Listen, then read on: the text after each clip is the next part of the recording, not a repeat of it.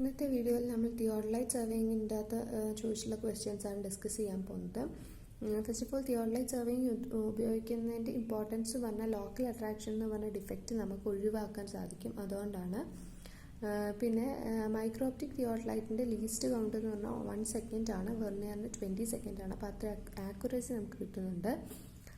Next രണ്ട് important terms ഉണ്ട്, ട്രാൻസിറ്റിങ്ങും സ്വിങ്ങിങ്ങും. Transiting എന്ന് പറഞ്ഞാൽ തിയോഡലൈറ്റിനെ vertical plane in vertical plane rotate ചെയ്യുകയാണ് എബൌട്ട് ഇറ്റ്സ് ഹൊറിസോണ്ടൽ ആക്സ്. അങ്ങനെയാണെന്നുണ്ടെങ്കിൽ ട്രാൻസിറ്റിംഗ് എന്നും, ഹൊറിസോണ്ടൽ പ്ലെയിനിൽ റൊട്ടേറ്റ് ചെയ്യുകയാണ് എബൌട്ട് ഇറ്റ് വെർട്ടിക്കൽ ആക്സസ്, അങ്ങനെയാണെന്നുണ്ടെങ്കിൽ സ്വിങ്ങിങ് എന്നുമാണ് പറയുന്നത്. തിയോഡലൈറ്റിൻ്റെ സൈസ് എന്ന് പറഞ്ഞാൽ 8 to 25 സെൻറ്റിമീറ്റർ ആണ്. അത് റെപ്രസെൻറ്റ് ചെയ്യുന്ന തിയോഡലൈറ്റിൻ്റെ ആ ഡിസ്കിൻ്റെ സൈസാണ്. രണ്ട് ടൈപ്പ് ഓഫ് ടെലസ്കോപ്പ് നമുക്ക് യൂസ് ചെയ്യാറുണ്ട്. എക്സ്റ്റേണൽ ഫോക്കസിങ് ടെലസ്കോപ്പ്, അതായത് ഒബ്ജക്റ്റ് ഗ്ലാസ് ഫ്രണ്ടിലോട്ടും ബാക്കിലോട്ടും മൂവ് ചെയ്തിട്ട് അത് ആ ഒബ്ജക്റ്റിനെ ഫോക്കസ് ചെയ്യുന്നതിന് എക്സ്റ്റേണൽ ഫോക്കസിങ് ടെലസ്കോപ്പ് എന്നും, ഇൻറ്റേർണൽ ഫോക്കസിങ് ടെലസ്കോപ്പ്, അതായത് തിയോഡലൈറ്റിൻ്റെ അകത്തുള്ള ഡബിൾ കോൺകേവ് ആ ഒരു lens, double concave lens use ചെയ്തിട്ട് ഫോക്കസ് ചെയ്യുകയാണെന്നുണ്ടെങ്കിൽ അതിന് ഇൻറ്റേർണൽ ഫോക്കസിങ് ടെലസ്കോപ്പ് എന്നും ആണ് പറയുന്നത്. നെക്സ്റ്റ് അപ്ലാറ്റിസം എന്ന് പറഞ്ഞാൽ സ്പെറിക്കൽ അബ്രേഷൻ എന്ന ഡിഫക്റ്റ് ഇല്ലാത്ത ആ ഒരു അവസ്ഥയാണ് നമ്മൾ അപ്ലാറ്റിസം എന്ന് പറയുന്നത്.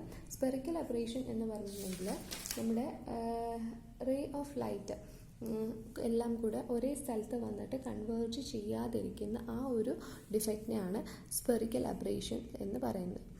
നെക്സ്റ്റ് ഡെഫിനിഷൻ എന്ന് പറഞ്ഞിട്ടുണ്ടെങ്കിൽ ഒരു ഷാർപ്പ് ഇമേജ് പ്രൊഡ്യൂസ് ചെയ്യാനുള്ള കഴിവ്.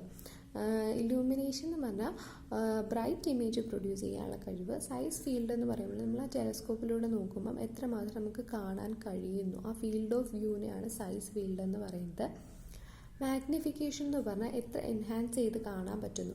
അതെന്ന് പറഞ്ഞാൽ ഒബ്ജക്റ്റീവിൻ്റെ ഫോക്കൽ ലെങ്ത് ബൈ ഐ പീസിൻ്റെ ഫോക്കൽ ലെങ്ത് ചെയ്യുമ്പോൾ നമുക്ക് മാഗ്നിഫിക്കേഷൻ കിട്ടും. നെക്സ്റ്റ് ബബിൾ ട്യൂബിൽ നിന്ന് ചോദിച്ചിട്ടുള്ള ക്വസ്റ്റ്യൻ എന്ന് പറഞ്ഞാൽ ബബിൾ ട്യൂബിൻ്റെ ലീസ്റ്റ് കൗണ്ട് എപ്പോഴും 2 mm ആയിരിക്കും. ബബിൾ ട്യൂബിൽ ഫില്ല് ചെയ്തേക്കുന്ന ആൽക്കഹോൾ ആയിരിക്കും അല്ലെങ്കിൽ ഈതർ ആയിരിക്കും. അപ്പോൾ അതിൻ്റെ വിസ്കസിറ്റി കുറയുന്നതിനനുസരിച്ച് അതിൻ്റെ സെൻസിറ്റിവിറ്റിയും കൂടാറുണ്ട്. ഓക്കെ, അപ്പം ഇത്രയും കാര്യങ്ങളാണ് തിയോഡലൈറ്റ് സർവേയിൽ ഇമ്പോർട്ടൻ്റ് ആയിട്ടുള്ളത്. ഈ വീഡിയോ ഇഷ്ടമായിട്ടുണ്ടെങ്കിൽ ലൈക്ക് ചെയ്യുക, സബ്സ്ക്രൈബ് ചെയ്യുക. ഇനി ബാക്കി ഇതിൽ നിന്നുള്ള വേറെ വല്ല ക്വസ്റ്റ്യനും ചോദിച്ചിട്ടുണ്ടെങ്കിൽ അത് ക്വസ്റ്റ്യൻ പേപ്പർ ചെയ്ത് നോക്കുമ്പോൾ നമുക്ക് മനസ്സിലാവും. അപ്പോൾ ഇനിയുള്ള വീഡിയോസിൽ ക്വസ്റ്റ്യൻ പേപ്പേഴ്സ് ഡിസ്കസ് ചെയ്യുമ്പോൾ അതിനെപ്പറ്റി പറയാം. Thank you.